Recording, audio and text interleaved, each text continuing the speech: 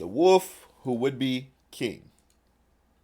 Talked about animals that have beef, but these animals have a whole three-way situation going on. So you might know that ravens and wolves have a business arrangement where ravens will lead them to food whether it's fresh kills or prey, and in return the ravens get to eat the wolves' leftovers.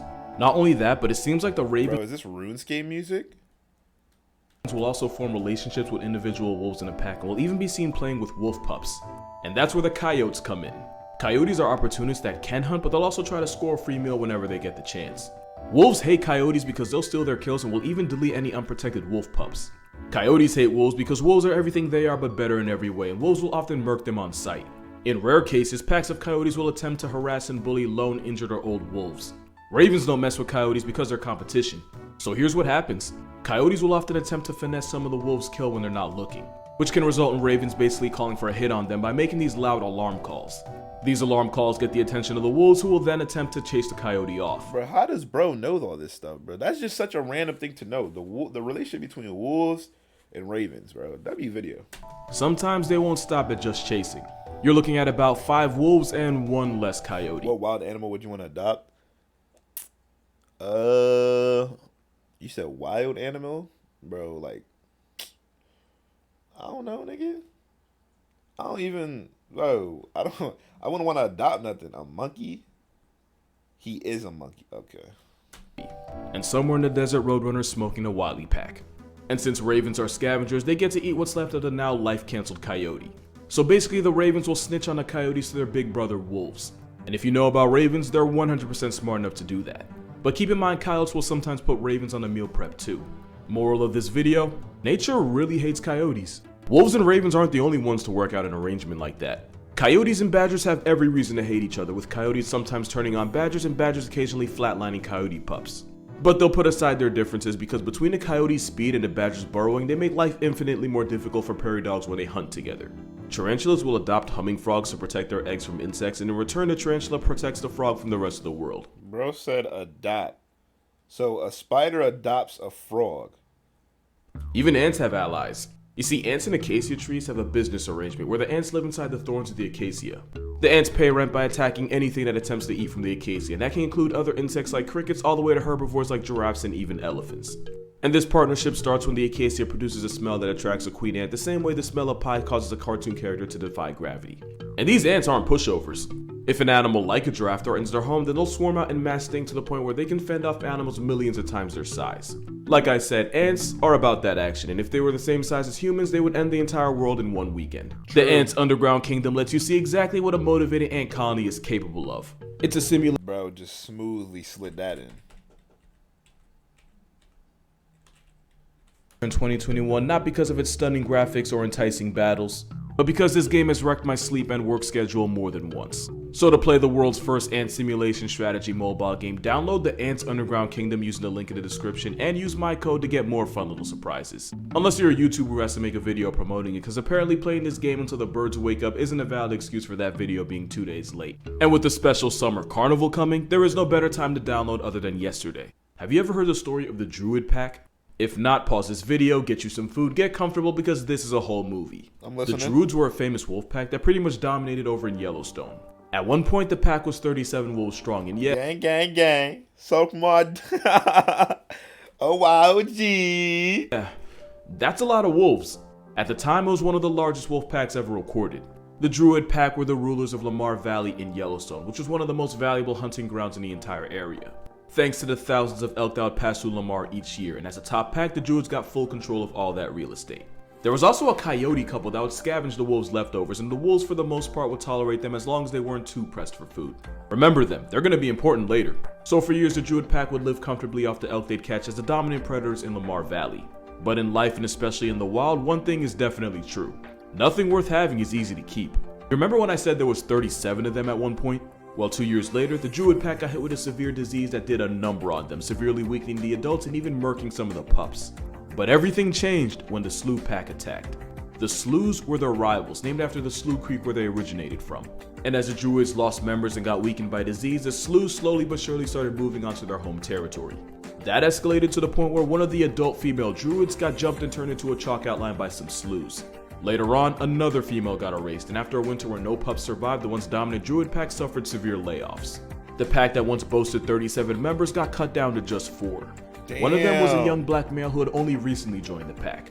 He was a lover who made moves on all the females in the pack while also being submissive to all the males. Since he was clearly more of a lover than a fighter, researchers nicknamed him Casanova. Don't forget him, he's gonna be important. Nah, what the fuck? They Casanova. They nicknamed him after this nigga, bro. Bro, there's no. Obviously, they didn't nickname him after this guy, but it just when I hear Casanova and then they say this, bro, this is bro. Later. At this point, they were clearly outnumbered, and after nearly getting turned into past tense by the Slews, what was left of the Druids basically got evicted from Lamar Valley, and they were forced to move to an area known as Cache Creek, leaving the wolves from Slough Creek as the new top pack in the valley. Now remember that coyote couple I told you about? What I didn't tell you is that they were actually expecting pups in the spring, and with groceries low with pups on the way, that's probably why the father ended up doing what he did next. Viewer discretion warning, this might hurt your feelings. Now remember how I also said the Druids would somewhat tolerate the coyote scavenging? Yeah, the Slews were not about to let that slide. When the father coyote tried picking off their food as usual, the new landlords wasted no time and jumped him. The Slough pack chased him down and proceeded to maul him into a hashtag, all while his pregnant mate could only watch from a distance. With the Slews being very much anti-coyote, the now single mother had no choice but to abandon the valley and find a new place to have her pups. Cause having them in the valley with the Slews in charge would just be abortion with extra steps. But don't worry, this isn't the last we're gonna see her. But yeah, with no Druids or coyotes, the Slews were now fully in charge of Lamar Valley. But like I said, nothing worth having is easy to keep. An unknown disease believed to be either parvo or distemper rocked the Slough Creek pack and rocked them hard. Like to the point where out of like 15 pups, I think only like 3 lived. And it wouldn't help when the Slews would soon get a taste of their own medicine when they were attacked by another pack.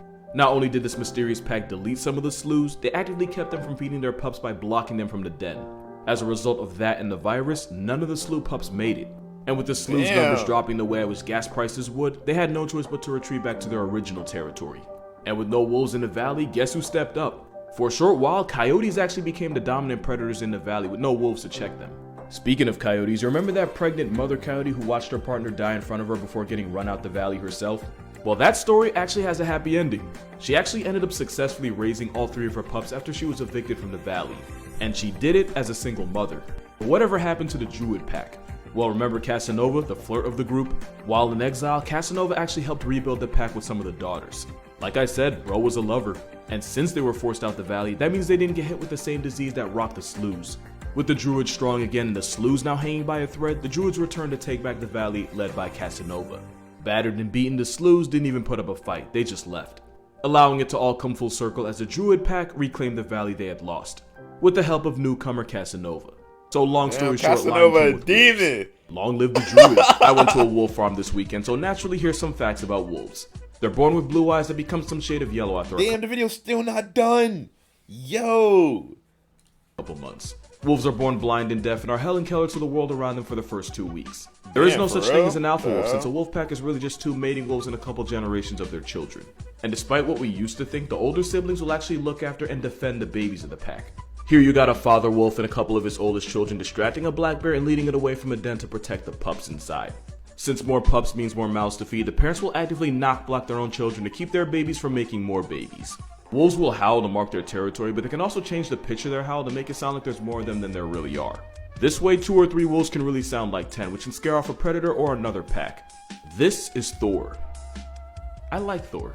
When resources are high, wolf packs will... Oh, is that him? This... I just didn't peep him without the hat, gang. ...is Thor. I like Thor. When resources are high, wolf packs will sometimes temporarily join together. In 2011, a super pack of 400 wolves ran through Russia and allegedly murked 30 horses in only 4 days. There's never been a case of a healthy wolf murking a human in North America. Like, ever. You're more likely to get crossed off the census by a squirrel.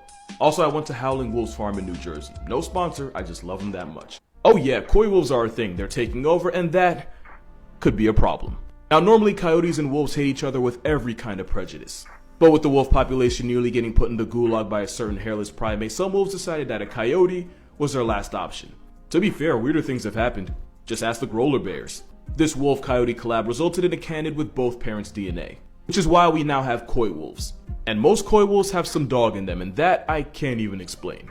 Now here's why it could be a problem. Wolves are fluffy tanks, but they're naturally afraid of people. Coyotes are born giving less of a but they're not really big enough to really be a threat unless you're like somebody's cat. Mixing them together is like playing Jurassic Park with puppies. So what you have now is an animal that isn't as afraid of people as wolves and can live around people while also being bigger than a normal coyote. To be fair, they're not really that dangerous to people and would still rather avoid you than fight you. Your pets are a different story with a worse ending. But in their defense, the only reason they exist is because we drained the wolves' dating pool to the point where they had to start piping coyotes. One thing about nature, she bites back. Don't act like you didn't hear me. Yes, gorilla bears are real, they're coming, and they might just be— What are gorilla bears? Gorilla bears? Niggas is chatting, bro. There's no way this is a real getting thing. started. And yeah, it's exactly what it sounds like. Grizzlies and polar bears piping each other and producing a gorilla bear. Or a pizzly, it depends. Basically, if the father's a grizzly bear and the mother's a polar bear, then you'd call the cub a growler bear. But if the daddy's a polar bear, then you'd call it a pizzly. And just like with the coy wolf in America, this one's on us too. Basically, as temperatures keep rising, grizzly bears keep wandering further up north. At the same time, polar bears have to travel further south for groceries since the sea ice to depend on to hunt seals is becoming just sea. So as the two bears end up in each other's area codes, the more they collab and create these hybrids. Now this hybrid is usually bigger than a grizzly, but smaller than a polar bear. And despite being a hybrid, it seems these mixed bears act more like polar bears. Yeah, that might not be a good thing. Now normally grizzlies and polar bears are on sight with each other, like to the point where one might attempt to eat the other. But just like how coyotes and wolves hooked up and created the coy wolf, again because of us, grizzlies and polar bears might end up making a whole new bear.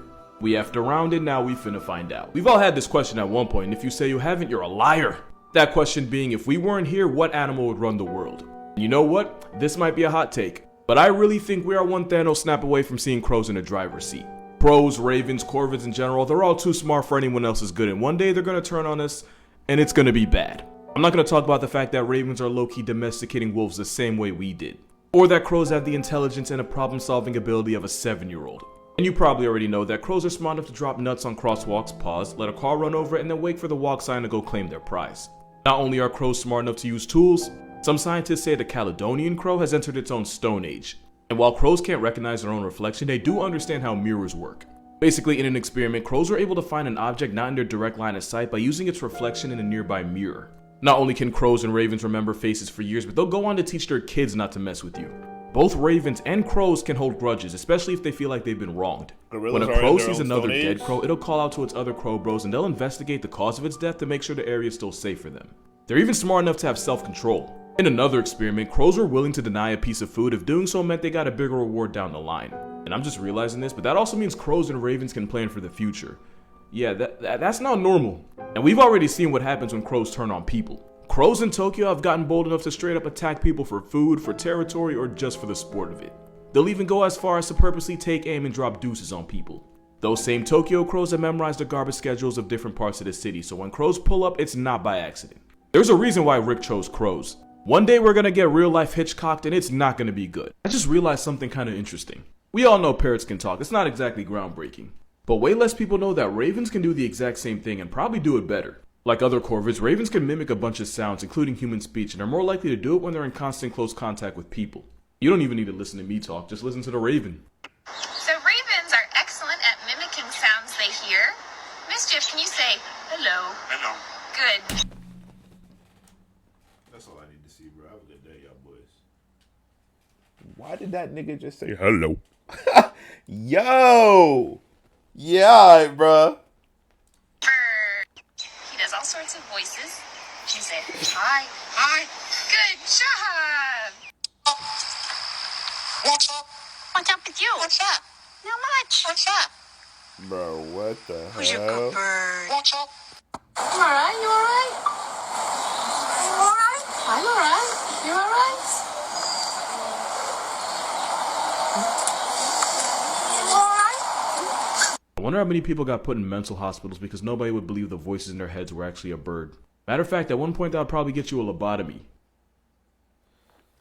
Dude, what in the world? The world is crazy, dude. Like, I mean, it's real crazy.